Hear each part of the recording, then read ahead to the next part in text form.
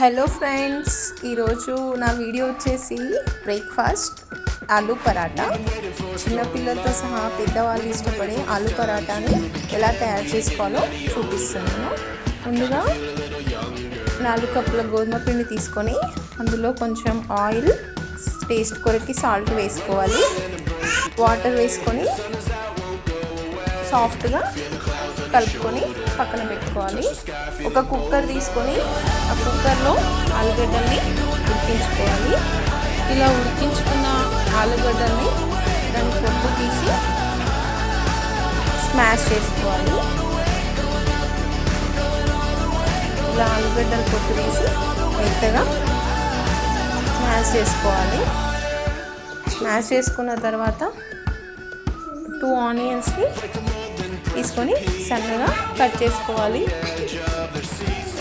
Cut చేసుకున్న ఆనియన్స్ని ఆయిల్లో ఫ్రై చేసుకోవాలి. అదేవిధంగా కొంచెం జింజర్ పేస్ట్ని కూడా వేసుకోవాలి. ఆనియన్స్ బాగా మగ్గాక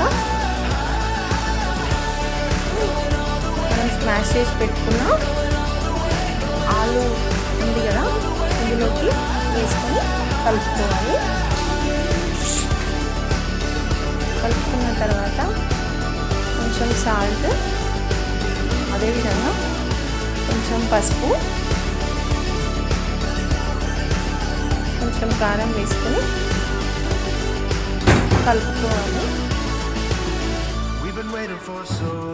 ఇలా ఒక 5-10 మినిట్స్ వరకు ఉడికించుకొని ముద్దలా చేసుకొని పెట్టుకోవాలి.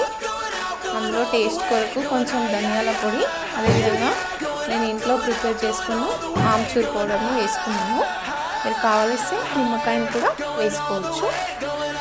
టేస్ట్ కొరకు కొంచెం కొత్తిమీర, కరివేపాకు వేస్తున్నాను.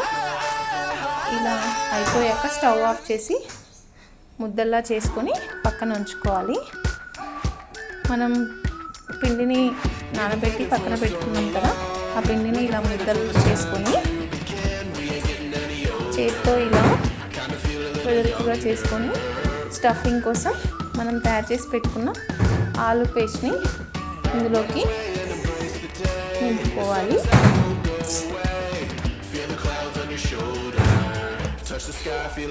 ఇలా స్టఫింగ్ చేసుకొని మిగిలిన పిండిని తీసేసుకోవాలి. మనం చపాతీ అయినా రాకపోవచ్చు, లేదంటే మనం ఇలా పాలిథిన్ కవర్ పెట్టుకొని కొంచెం ఆయిల్ వేసుకొని దాని మీద మళ్ళీ కవర్ ఉంచి ఇలా సాఫ్ట్గా చేసేసుకోవాలి. స్టవ్ మీద పెనం పెట్టుకొని ఆయిల్ లేకపోతే నూనె లేకపోతే నెయ్యిని వేసుకొని కాల్చుకోవాలి. పెనం వేడైంది కదా, చేసుకున్న ఈ ఆలు పరాటాని వేసుకొని కాల్చుకోవాలి. దానిపైన నెయ్యి వేస్తున్నాను.